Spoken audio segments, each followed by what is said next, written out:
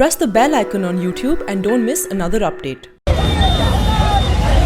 नमस्कार, the print के लिए मैं कृष्णकांत। हम अभी राजघाट पर हैं। किसानों का मार्च जो देश भर से 206 संगठन दिल्ली में एकत्र हुए हैं 2 दिवसीय आंदोलन के लिए, ये मार्च निजामुद्दीन से चल करके अभी राजघाट पर पहुंचा है, जहां पर दिल्ली के सिविल सोसाइटी से कुछ लोगों ने समर्थन के रूप में इनको खाने पीने की चीज़ें, डबल रोटी, बिस्कुट, ऐसा नाश्ता पानी इनको पेश किया है। और ये यहीं सड़क पर बैठ गए हैं।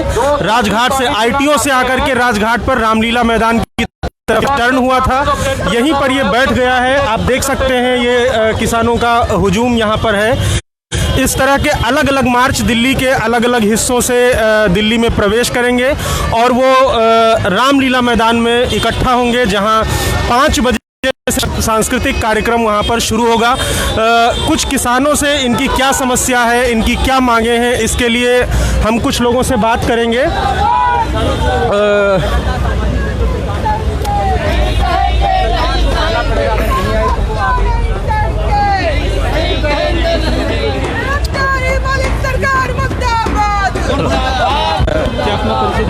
Viju Krishnan, joint secretary all India किसान। जी, ये हमारे साथ विजू कृष्णन हैं ऑल इंडिया किसान सभा से। और आप कहाँ से आए हैं? मैं हूँ केरल से, मूलतः। केरल से। आपके साथ कितने लोग करीब आए होंगे? नहीं, पूरा देश भर से लोग आए हैं। जी। केरल से भी है लोग यहाँ पे। हाँ। लगभग 200 के आसपास लोग केरल से भी इसमें भाग ले रहे हैं। क्या मुख्य मांगे हैं आपकी? हम लोग का जो मेन मांग है, एक संसद का विशेष सत्र हो जिसमें 2 कानून, किसान मुक्ति कानून, एक तो कर्जा मुक्ति के लिए और फिर किसानों को लाभकारी दाम के लिए, ये सुनिश्चित लाभकारी दाम, ये 2 मांग को लेके हम लोग का ये मार्च है। 4 साल पहले लुभावने वादे देते हुए नरेंद्र मोदी और भाजपा सत्ता में आई थी, एक भी वादा पूरा नहीं हुआ है, किसानों को धोखा हुआ है, तो इसके खिलाफ भी एक गुस्सा जाहिर करने का भी। अच्छा, मोदी जी और सरकार के लोग ये कह रहे हैं कि अभी उन्होंने न्यूनतम समर्थन मूल्य बढ़ाया है, उन्होंने ऐसे उपाय किए हैं जिससे किसानों की आय अब दोगुनी होने लगी है, तो इसके बावजूद देश भर से किसान संगठन क्यों आए हैं? क्या वो सही बात नहीं बोल रहे? इस सरकार के दौरान किसानों की दुख दोगुनी हुआ है। कोई उनका आमदनी में कोई बढ़त नहीं हुआ। हर तरीके से, जिस तरीके से नोटबंदी किया है, करोड़ों किसान मजदूर का जीविका पर भी बहुत बड़ा हमला हुआ है। तो ये जो किसान और मेहनतकश है, जो नोटबंदी करके उनका जीविका पर एक हमला मोदी सरकार ने की, उसके खिलाफ इस आने वाले चुनाव में भी वोट बंदी, बीजेपी का वोट बंदी का भी हम लोग का पूरा कोशिश रहेगा। जैसे आप कह रहे हैं किसानों का दुख बढ़ गया है, 2 गुना हो गया, थोड़ा डिटेल में बताएंगे कैसा दुख? क्या नोटबंदी से क्या असर पड़ता है? नोटबंदी से के बाद हर फसल का दाम में गिरावट हुआ है जी, और कोई हर फसल के साथ ये हुआ है, कोई खरीद सुनिश्चित नहीं है।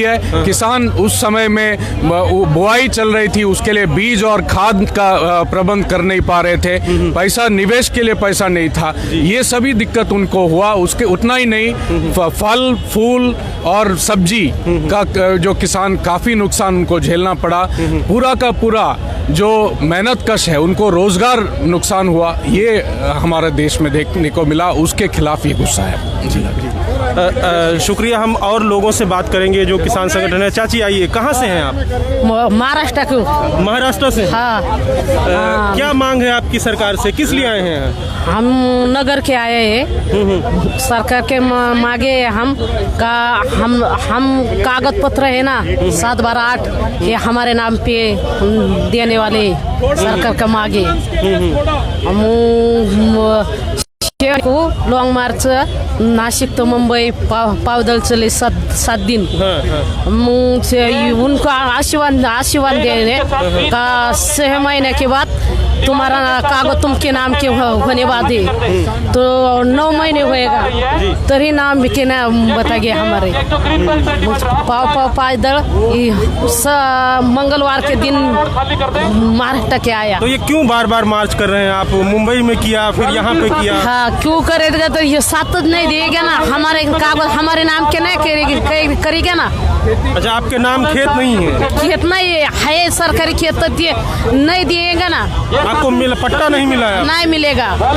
ये पट्टा हमारे ताबे के निकल जाएगा कि ऐसे बोलेगा कि तुम्हारा नहीं है, यह बिराड़ उठलो पीछे हटो, ऐसे बोलेगा हमारा। तो ये अलग अलग तरह के लोग हैं इसमें, ऐसा नहीं है कि सिर्फ समर्थन मूल्य या एमएसपी या किसी एक मांग को लेकर के लोग हैं, लोगों की अलग अलग मांगे हैं। भूमिहीन किसान भी, जी आप बताएं कहाँ से आए हैं? मैं लखनऊ से आया हूँ, उन्नाव जिला का युवा जिला किसान मजदूर संगठन का हूँ। जी जी। ना तो कर्जा माफ हुआ है, ना ही 2 महीने की बच्चों की फीस माफ हुई है। इन्होंने वादा किया। योगी जी देख रहे होंगे। योगी जी बहुत देख रहे हैं, अब आगे 19 में देखेंगे ये क्या होगा उनके साथ। तो कह रहे हैं अच्छे दिन आ गए हैं। अच्छे दिन आ नहीं गए, उनके अब बुरे दिन चालू हो गए, अच्छे दिन चले गए उनके। 19 में परिणाम मिलेगा अच्छा उनको। आपको क्यों इतना गुस्सा है? किसानों के लिए सरकार क्या कुछ नहीं कर रही? मेरे पिताजी कर्जा था, हार्ट अटैक से मर गए। अच्छा, स्वयं मेरे पिताजी। क्यों बैंक कर्जा था? हाँ। कितना? 1.5 लाख रुपए करीब था। हाँ। खत्म हो गया। तो क्यों उनको हार्ट अटैक आया? क्या परेशान किया जा रहा था उनको? देखिए माफ नहीं किया, माफ करने का अनाज पैदा नहीं हुआ, सूखा पड़ गया, उसका भी पैसा नहीं मिला। इसी चक्कर में उनको अटैक आ गया, खत्म हो गए। कब की बात है ये 3 महीने पहले हमारे पिताजी खत्म हुए। अभी तो जल्दी की बात। तो उन्नाव से आए हैं आप? हाँ, कितने लोग आए हैं आपके साथ? हमारे साथ करीब 2000 आदमी है। 2000 आदमी। रामलीला मैदान में पहुंच चुका है। हम लोग गाड़ी से इधर से आए थे, फंस गए थे। आदमी बाकी हमारे पहुंच चुके हैं। तो क्या मांग है आपकी सरकार से? आप क्या चाहते हैं? सरकार से चाहते हैं जो भी इन्होंने वादे किए थे वो पूरे करें, और नहीं तो परिणाम 19 में मिल जाएगा इनको। तो वो तो कह रहे हैं कि हमने अभी धान का समर्थन मूल्य बढ़ा दिया, गेहूं का भी बढ़ा दिया, और ऐतिहासिक रूप से हमने समर्थन मूल्य बढ़ाया है, ऐसा सरकार कह रही है। तो आप नहीं मानते ये सब? मूल्य कुछ नहीं बढ़ा है। ये लोग जो है सिर्फ पेपर में निकाल देते, जैसे निकाला कि 2 महीने की बच्चों की फीस माफ होगी, लेकिन ऐसा कुछ नहीं हुआ। फीस नहीं माफ हुई। हमने जो है BSA महोदय को फोन किया, उन्होंने कहा सरकार ने हमें ऐसा कोई आदेश, कोई निर्देश, कोई प्राविधान नहीं है कि 2 महीने की जो स्कूल बंद रहते हैं उसकी फीस माफ होगी, ऐसा कुछ नहीं है। और डीजल पेट्रोल के लिए जो कहा था कि डीजल पेट्रोल इतना कम हो जाएगा कि जो है, और ये जो पहले सरकार थी इससे बहुत कम होगा, और इससे कम के छोड़ो दुगना कर दिया। और कह रहे थे किसानों की आज दुगनी करेंगे। दुगनी तो छोड़ो, जो 1 गुनी थी वो भी छुट्टा जानवर चल रहे हैं। अब बताइए, किसान घर अपने ताके, खेत ताके कि बीबी बच्चे पाले, क्या करे बताइए? कहाँ से पैसा लाए पढ़ाने लिखाने के लिए? खेत एक सहारा है किसान का, वो भी चढ़ जा रहे हैं। लाखों तादाद में जानवर आवारा घूम रहे हैं, उन पे कोई लगाम नहीं है। लाखों रुपए लगा के किसान किसी तरीके से तार वो करवा रहे हैं, उसको भी तोड़ तोड़ के जानवर भाग जा रहे हैं। उसके बाद तार फिनिशिंग के बाद भी ताक रहे हैं बेचारे। अब बताओ, घर ताके कि परिवार चलाएं कि बच्चे पढ़ाएं, किस तरीके से करें? तो मतलब आपकी समस्या जो है, समस्या यही है। और कर्जा मुक्त करने के लिए जो कहा था, पूंजीपतियों के सिर्फ माफ किए हैं। बाकी कहा था कि जितने किसान हैं, किसान क्रेडिट कार्ड हैं और जितने कर्जे हैं सब माफ करेंगे, लेकिन ऐसा कुछ नहीं किया है। हम लोग लखनऊ से आए हैं, करीब 10,000 आदमी हैं। अच्छा। हम मंडल सचिव हैं लखनऊ जिला के। अच्छा अच्छा जी, राष्ट्रीय किसान मजदूर संगठन, पवन सिंह जी। तो आप ये कह रहे हैं कि जो आपकी जो सरकार कह रही थी हम न्यूनतम समर्थन मूल्य बढ़ा देंगे, दोगुनी आय कर देंगे, लेकिन वो आप कह रहे हैं कोई फायदा नहीं मिला। कोई फायदा ऊपर से आवारा जानवरों से उत्तर प्रदेश परेशान, बहुत नुकसान हो रहा है। तो इसकी शिकायत आपने लखनऊ में योगी जी से बराबर हो रही है, लेकिन कोई सुनवाई नहीं है। अब चुनाव आ रहा है और धीरे धीरे डीजल का दाम कम कर रहे हैं, 10 पैसे, 20 पैसे, 30 पैसे करके। अब जो है हमारे वहाँ 66 रुपए 90 पैसे लीटर आज की डेट में डीजल है, और इसके पहले अभी 74 रुपए में पहुँच चुका था। अब चुनाव नजदीक है, इस वजह से ये सब दिखावा कर रहे हैं, और बाकी अभी तक इतने दिनों से कुछ नहीं किया है। फर्टिलाइजर, खाद वगैरह क्या? खाद जो है 50 किलो की बोरी थी, अब वो 45 किलो की हो गई है, डाई की। जी।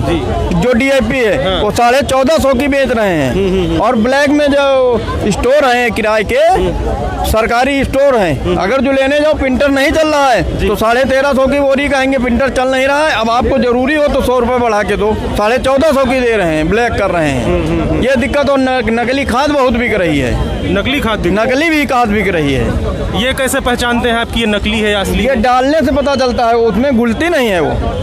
जब डालोगे खेत में नकली वाली तो हाँ वो घुलेगी नहीं।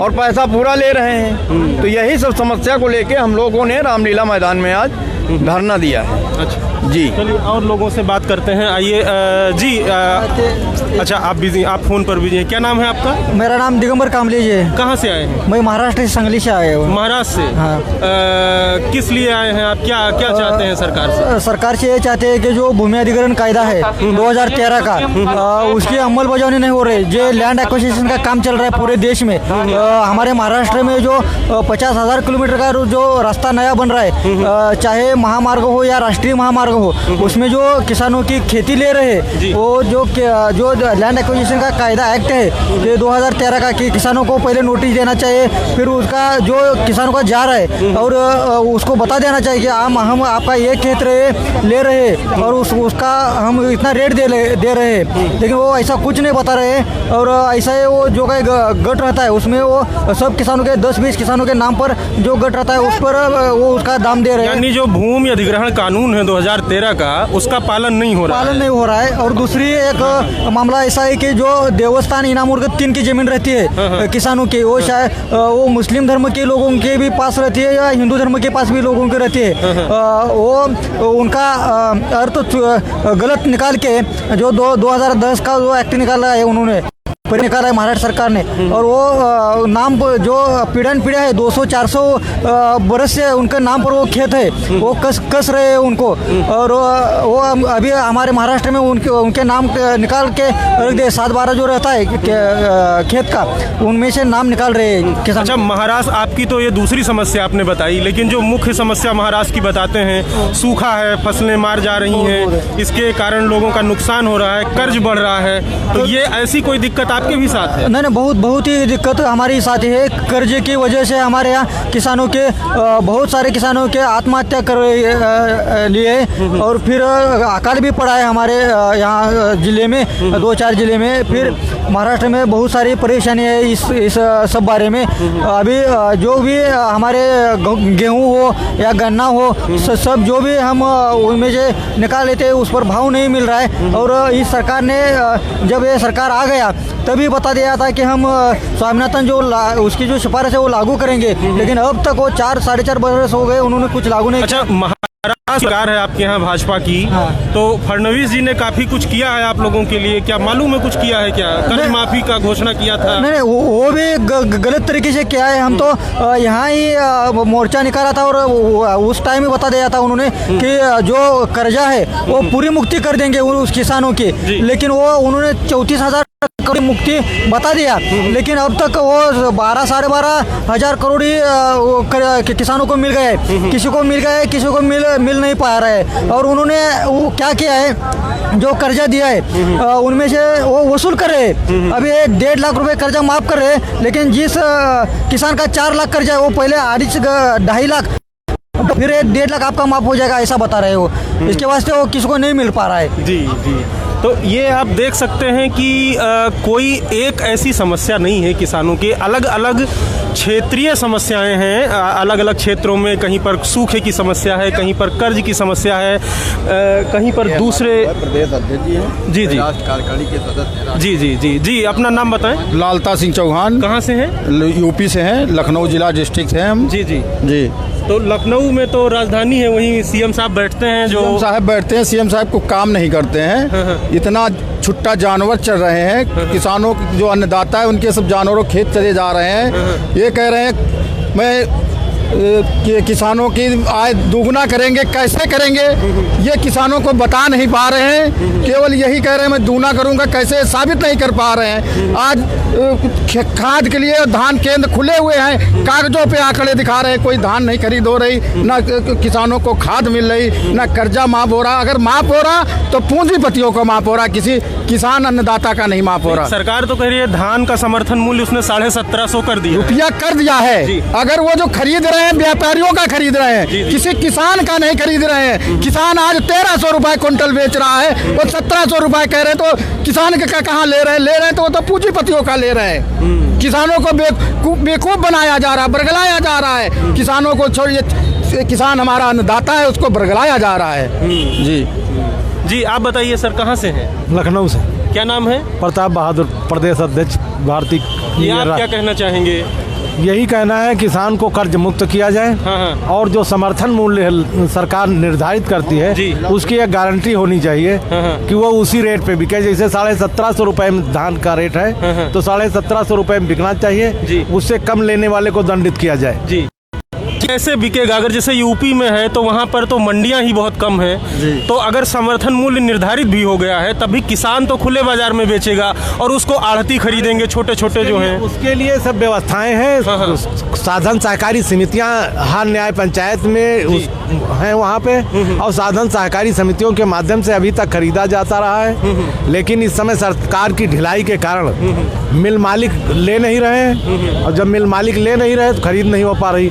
और दूसरी साइड से जो सस्ता लेके व्यापारी जा रहे हैं उनसे सीधे खरीद रहे हैं। सरकार सीधे व्यापारियों से। हाँ, व्यापारी। अच्छा, जो ये दो मुख्य मांग लेकर के आप लोग यहाँ आए हैं, ये इतने सारे किसान संगठन, अगर तुरंत कर्जा पूर्ण मुक्ति हो जाए और समर्थन मूल्य बढ़ा दिया जाए तो क्या इससे किसानों की समस्या फौरी तौर पर खत्म होगी या हमेशा के लिए? हमेशा के लिए नहीं खत्म होगी, फौरी तौर पे खत्म होगी। जी जी। तो इसका स्थायी समाधान क्या सोचते हैं आप? इसका अस्थायी समाधान है हमारे हिसाब से किसान आयोग गठित किया जाए जी। तब किसानों की समस्याएं हल होगी।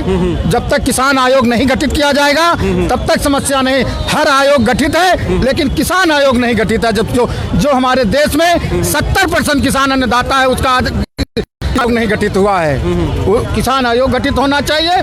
जिस दिन किसान आयोग हो जाएगा 75% किसानों की समस्या अपने आप हल हो जाएंगी। नहीं, आयोग अगर गठित हो गया तो क्या काम करेगा वो आयोग? क्या आयोगों को किसानों को अपनी हक की लड़ाई खुद मालूम हो जाएगी। ऐसे मालूम नहीं होता, छोटा किसान है मालूम नहीं होता उसको केवल गुमराह किया जाता है, लेखपाल जाता है, वो कहता ये है कहीं वो है, अपनी मांगे मना लेता, कहीं हड़ताल कर देता। किसानों को कोई मांग नहीं है। ये किस दल से हैं आप? हम हैं राष्ट्रीय किसान मजदूर संगठन। राष्ट्रीय किसान मजदूर संगठन, बीएम सिंह का संगठन है ये। और देखिए, इनकी ये लखनऊ से है, इसके पहले आपने सुना महाराष्ट्र से। जहाँ से जितने लोग हैं उनकी उतनी तरह की समस्याएं हैं। जी, आप जरा अपना नाम बताएं। मेरा नाम संजीव सामंतुल, मैं महाराष्ट्र से हूँ, पालघर, मुंबई से। जी, क्या आपकी क्या मांग? आपको तो पता है कि गए 20 साल से किसान के 3 लाख से भी ज़्यादा आत्महत्या हो रही है। जी। पहली मांग जो है, जो फसल को एमएसपी मिलना ही चाहिए। हाँ। सबसे पहला बात, जिससे किसान तो पूरी तरह से खसते जा रहा है। हाँ। उसको एमएसपी नहीं मिले तो उसकी आगे ज़िंदगी क्या चलेगी? जी। आत्महत्या का जो प्रमाण बढ़ रहा है, पहली चीज़ वो।